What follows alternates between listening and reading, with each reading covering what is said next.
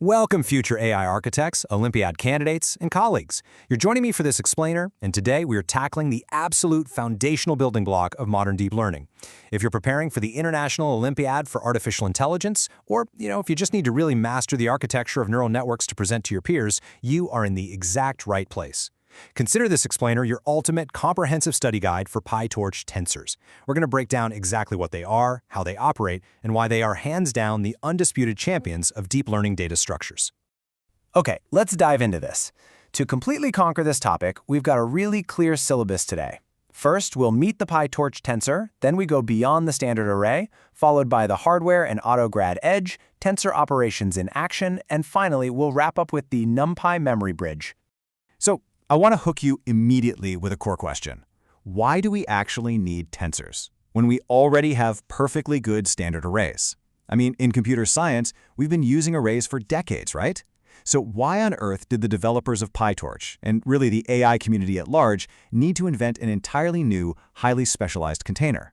As we go through this explainer, I want you to frame the tensor not just as a simple box that holds numbers, but really as a massive evolutionary leap in data structures. They are custom-built for the absolutely brutal demands of deep learning. Right, let's move directly into Section 1, Meet the Pytorch Tensor. So what is it? A tensor is a specialized data structure that looks and behaves very similarly to the arrays and matrices you probably already know from linear algebra. But their role, it's profoundly different. In Pytorch, we use tensors to encode the literal DNA of a model. Every single piece of data, the inputs you feed into your neural network, the hidden parameters and weights the network is actively learning, and the final outputs it generates, every bit of that is encoded as a tensor. They might look like traditional arrays on the surface, but they are the universal language that a Pytorch model speaks. Now that we know the encode our data, let's shift to Section 2, Beyond the Standard Array. And this brilliantly illustrates the exact difference. Over on the left, we've got the standard NumPy ND array. It's fantastic, it's a total staple of data science, but it traditionally runs on the CPU and has absolutely no native concept of automatic differentiation. But on the right, we have the Pytorch tensor. This thing is fundamentally designed to run on GPUs and other hardware accelerators, and it is intrinsically optimized for automatic differentiation from the ground up. For you Olympiad candidates, this is the crux of it right here. Standard arrays are essentially really fast calculators. Tensors are engines explicitly built to train neural networks. Which brings us perfectly to Section 3, the hardware and autograd edge. Let's talk about the two superpowers that give tensors this massive advantage. First, hardware acceleration. Tensors aren't just stuck waiting in line on your basic CPU. They are built to be deployed on massive parallel processing accelerators like NVIDIA's CUDA, Apple's MPS, or other XPUs. This means parallel matrix multiplication happens at just blistering speeds. Second is autograd optimization. Look, in deep learning, you have to calculate gradients to update your model's weights through backpropagation. Pytorch tensors have a built-in memory of the operations performed on them, which makes this insanely complex calculus happen completely automatically in the background. I mean, try doing that manually for 1 billion parameters, and you'll quickly realize why this is a true superpower. Without these two edge features, training modern large language models would be literally impossible.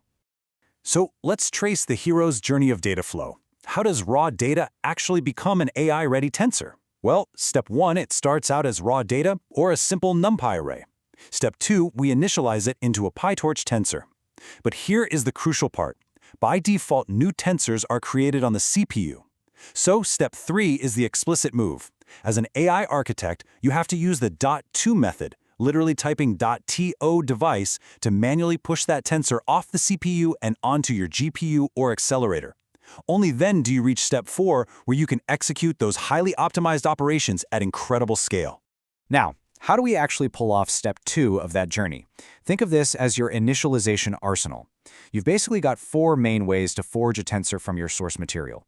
First, you can build it directly from data, where Pytorch is actually smart enough to infer the data type automatically. Second, you can build it from a NumPy array, which, as we'll see in a minute, has some amazing memory benefits. Third, you can generate it from another existing tensor, where it smartly retains the original shape and data type. Or, fourth, you can just initialize it with random or constant values by passing in a tuple to define its exact dimensions. Once your tensor is initialized, it carries 3 fundamental attributes. The shape tells you its dimensions, how many rows, columns, or depth layers it actually has. The data type tells you exactly what kind of numbers it's holding, like 32-bit floats. And the device tells you where it currently lives in the physical world. Is it still sitting on the CPU, or has it successfully been moved over to the GPU? Tracking these 3 specific attributes is absolutely essential for debugging any AI model. With our data completely prepped, let's shift gears to Section 4, Tensor Operations in Action. Over 1,200. I absolutely love showing this number because it represents the sheer volume of operations available to you right out of the box in Pytorch. We're talking about everything from basic arithmetic to incredibly complex linear algebra, matrix manipulations, slicing, transposing, random sampling, the whole shebang. The ecosystem of tools built directly into the Tensor API is just massive. But honestly, day to day, you'll be relying heavily on a few core operations. And if you're already familiar with the NumPy API, this is going to be an absolute breeze for you. You've got standard indexing and slicing to grab specific chunks of data. You'll frequently join tensors together using torch.cat to concatenate them, or torch.stack, which is subtly different because it adds a totally new dimension. And when you finally aggregate all your loss or accuracy down into a single element tensor, you just extract that raw Python number using the .item method. Simple, right? However, Olympiad candidates, please pay extremely close attention to this warning. Beware of in-place operations. In Pytorch, any operation that ends with an underscore, like x.copy underscore or x.t underscore, modifies the tensor directly in its existing memory space rather than creating a brand new copy. Now yes, this saves memory, which sounds fantastic. Actually, scratch that. It's a huge trap during training.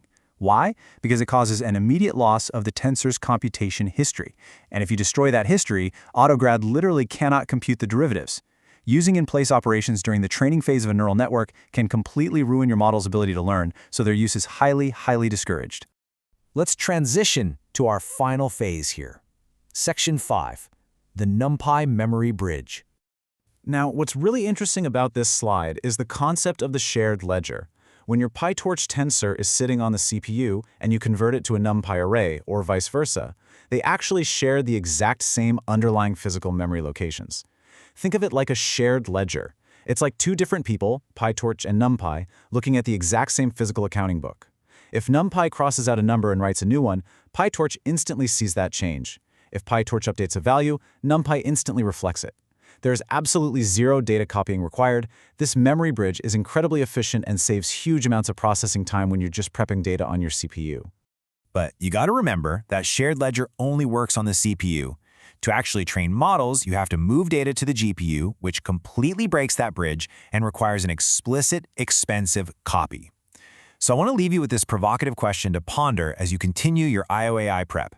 Considering the extreme time and memory costs of moving data, when is copying large tensors across devices actually worth it for your AI architecture? How do you balance the cost of moving data against the blazing speed of GPU processing? Thinking deeply through that trade-off, that's exactly what separates good coders from elite AI architects. Thank you so much for joining me on this explainer. Study hard, and I will see you in the next one.